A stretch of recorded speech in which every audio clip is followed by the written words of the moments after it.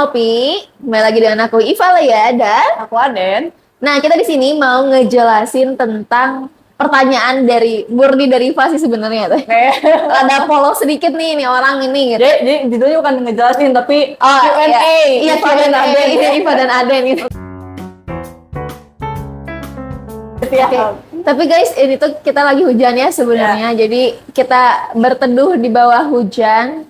Sangat mesin hangat roasting biar ya. anget deh. Mesin roasting ya sayang aku. Perlu kehangatan ya, harusnya dihangatkan oleh ya udahlah ya. Oke, kita mau bukan ngejelasin. Nah, Kita mau aku mau menjawab pertanyaan Aku mau Iva. boleh. Kita mau bertanya sama ya, aku. saya mau bertanya kepada manusia ini gitu ya. Jadi gini teh. Ini sesuai dengan hidup saya pribadi gitu ya, yang penuh dengan drama. Termasuk saya suka nonton drama gitu ya. Kalau di negara kayak Cina, Jepang gitu, minum teh itu kayak suatu adat untuk hal yang bangsawan, mungkin ya, mewah, bangsawan, resmi, formal, atau kayak karena posisinya yang saya tonton kayak film-film kolosal gitu gitu. Jadi kesannya kayak bangsawan gitu ya. Nah, di Indonesia banyak kebun teh, tapi dibilang pecinta teh, ngelihat di Indonesia tuh kan apa-apa teh, mau sakit lah teh, sakit gigi, sakit kepala, sakit perut, sakit apa segalanya, pasti pertama dilakukan adalah minum teh hangat gitu. Tapi tehnya tuh kayak bukan suatu hal yang kayak bukan suatu hal yang berbeda, cuma sekedar ya udah minuman sehari-hari.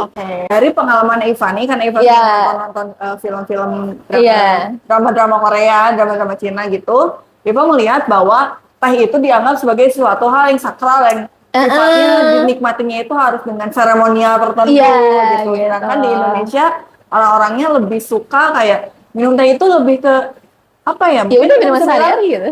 Lebih dekat sama kehidupan sehari-hari kita ya, kayak bangun tidur kita minum teh, sore-sore ngeteh, pusing obatnya juga ngeteh, kita kesurupan aja disuruh minum teh.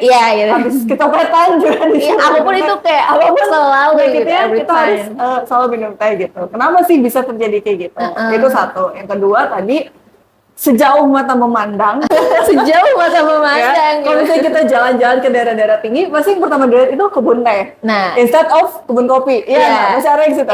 Tapi secara secara lebih mendalami di Indonesia itu lebih banyak pecinta tuh kopi. Sedangkan jujur selama ini hidup 17 tahun, aduh segala umur gak apa. 17 tahun, 18 tahun hidup, gak pernah kayaknya ngelihat pohon kopi. Atau bahkan mungkin pohon kopi ngelihat selintas tapi ini ternyata pohon kopi itu nggak pernah gitu. Kenapa sih gitu? Kenapa gitu? Kebun teh banyak di Indonesia, tapi lebih banyak pecintanya. Ada di mana sebenarnya kebun kopi ini ya?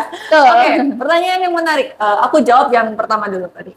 Masalah prosesi meminum teh gitu ya. Nah, sebenarnya gini, mungkin balik lagi karena itu kan berdasarkan pengalaman Iva, ya kan? Pribadi langsung. Pengalaman pribadi.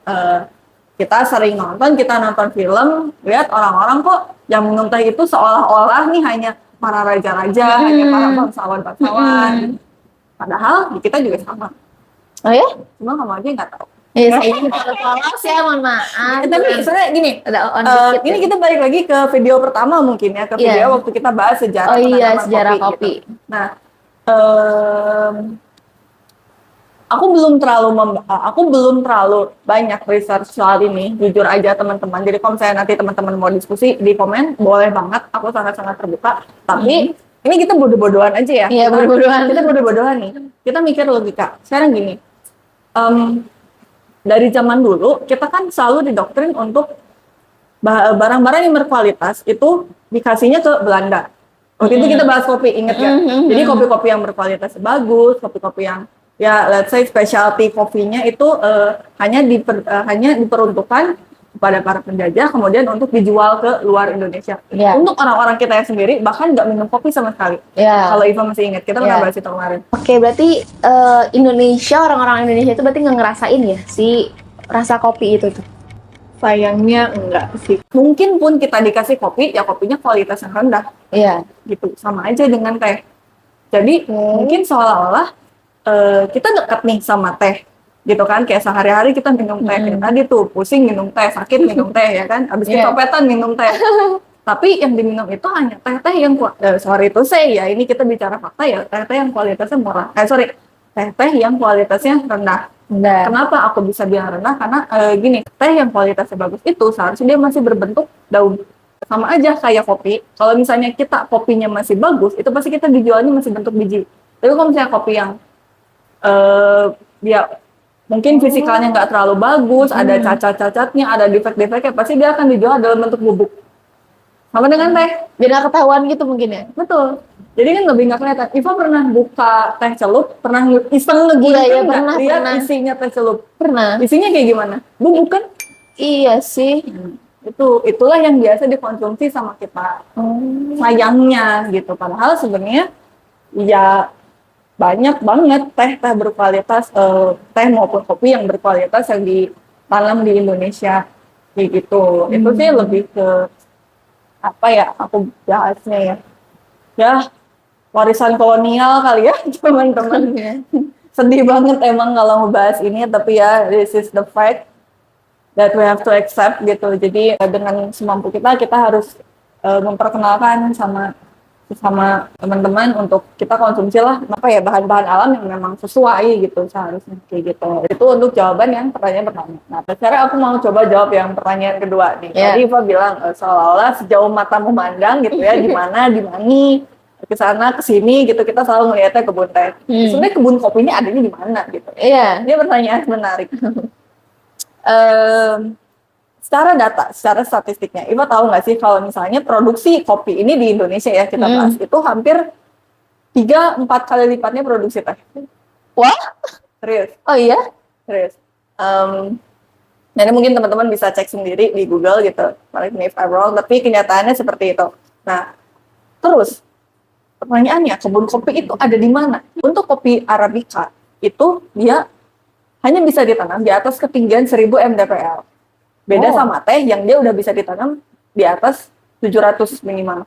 Jauh ya? Jadi lumayan Bedanya, jauh kan perbedaannya gitu. Adapun kopi robusta yang dia bisa ditanam di bawah ketinggian 1000 mdpl. Tapi balik lagi, kopi itu dia adalah tanaman yang sangat-sangat rewel ya. Jadi dia tuh sangat-sangat dipengaruhi oleh surrounding, oleh tanaman sekelilingnya dia. Jadi kita nggak bisa nanam pohon kopi itu sembarangan. Makanya seolah-olah teman-teman yang kita tahu, yang kita lihat itu hanya ada kebun teh aja. Iya. Padahal sebenarnya kebun kopi itu banyak. Cuman memang mereka tuh sembunyi gitu. Mereka tuh nggak mau. Kayak sensitif gitu nggak sih? Mereka lebih sensitif memang kayak gitu. Oh gitu. Ya saya ngerada ya. Kalau kan namanya juga kalau bertanya ada yang menjawab. Gitu ya. Kayaknya saya tidak akan mengenal dunia teh dan kopi kalau tidak di sini gitu ya guys. Gilanya mulai keluar. Oke. Di Indonesia, jeng. Kalau misalnya di Jepang atau Cina tuh kan ada tuh yang adat yang tadi kita ngomongin di awal gitu ya, yang kalau mau nuangin teh aja tuh ada apa ya kayak adatnya gitu, tata keramanya gitu. Kalau di Indonesia di luar kita kalau minum teh itu ya teh-teh yang celup, teh-teh yang biasa di minimarket warung gitu lah ya. Tapi sebenarnya di Indonesia ada nggak sih yang memang menggunakan menggunakan apa ya? Yang melakukan juga Tradisi, seperti itu, tradisi atau adat seperti itu gitu ya. Iya.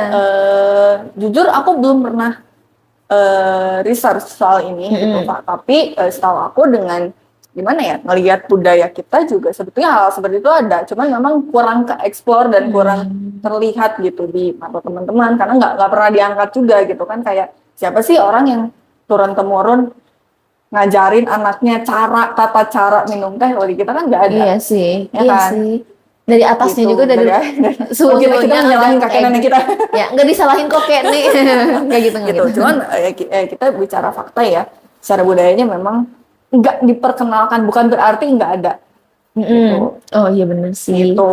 Dan emang rata-rata mayoritas Indonesia juga tidak diperkenalkan seperti itu. Ya. Oke. Terus menurut Teteh pribadi sebagai seorang barista ya yang nggak sepolos saya gitu ya.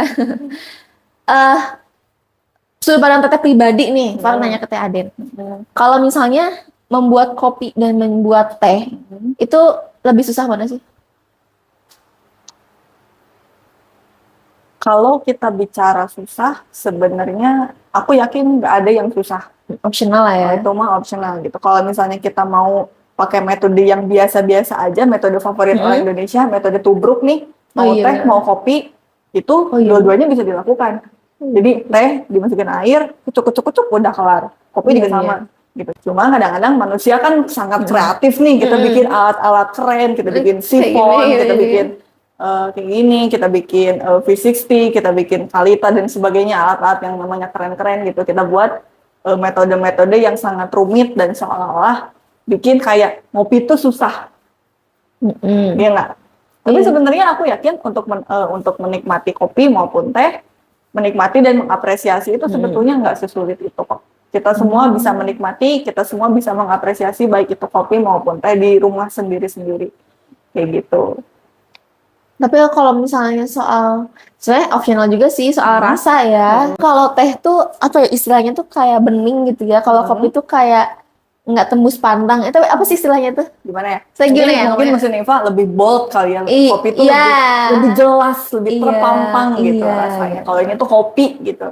Iya, jadi beda gitu. Kalau teh itu kan, kalau misalnya gini loh, kopi kalau misalnya ditambahin air banyak pun tetap ada warna dan rasa kopinya. Kalau teh ditambahin air banyak, ya ujung-ujungnya ya malah nggak kerasa nggak sih tehnya. Jadinya kayak ya udah hambar. Oke, pertanyaan menarik. Sebenarnya gini sih, memang secara karakteristik ini kita bicara kopi dan teh, ini ceritanya kok dalam kualitas yang sama ya, sama bagus, semua oke gitu. Tapi ketika kita seduh, memang karakteristiknya akan beda, itu udah pasti. Ya namanya juga bahannya beda gitu kan. Untuk karakter kopi sendiri, dia memang lebih tebal, lebih bold, dia lebih jelas, dia lebih berani gitu. Lebih berani gitu. Kalau misalnya teh kan dia lebih tipis, rasanya lebih kalem, terus mungkin ada aroma-aromanya, tapi dia aroma dan notes-nya itu nggak sejelas kopi. Tapi bukan berarti dia nggak punya aroma ya, kayak gitu. Makanya kalau dalam istilah kopi, untuk kopi yang lembut itu bisa kita sebut dia tea-like. Tea-like itu kopinya menyerupai teh. Tapi untuk teh kita nggak bisa bilang dia coffee-like. Nggak paham tea-like. Maksudnya gimana tuh? Tea-like. Jadi kayak seperti maksudnya gimana tuh? Kopi tapi kayak teh itu maksudnya gimana? Maksudnya kita bicara tekstur. Oh, tekstur. Iya, jadi ketika minum kopi kan biasanya suka ada rasa yang ketinggalan nih. Iya. Tapi ada juga beberapa kopi yang dia sangat lembut, dia sangat smooth. Jadi ketika ditelan itu aftertaste-nya clean, terus dia lembut, terus dia bersih. Itu kan mirip-mirip sama teh ya. Nah, itu biasanya kita sebutnya tea-like. Tea-like. Oke, Teh, kita udah ngomongin nih tentang kopi dan juga teh ya. Cukup merasa puas ya akan kepolosan saya dan pertanyaan-pertanyaan yang terjawab ya. Udah cukup terjawab juga walaupun terlalu polos ting gitu ya. Saya dengan sangat tidak tahu tentang kopi dan juga teh. Kayaknya emang harus dibawa jalan-jalan ke kebun kopi mungkin ya. Boleh. Oke, satu pertanyaan atas kepolosan saya sudah terjawab. Jika nanti ada pertanyaan lagi, bakal kita bikin di next video. Jika kalau misalnya teman-teman ada pertanyaan-pertanyaan polos sama kayak saya ini, boleh tulis aja di kolom komentar, nanti akan dijawab oleh Teh Aden nih. Penyelamat akan kepolosan saya ada di dunia kopi dan juga teh gitu ya. Oke, terima kasih untuk teman-teman. Gimana juga nih untuk Teh Aden. Sekian untuk hari ini. See you next video. Bye-bye.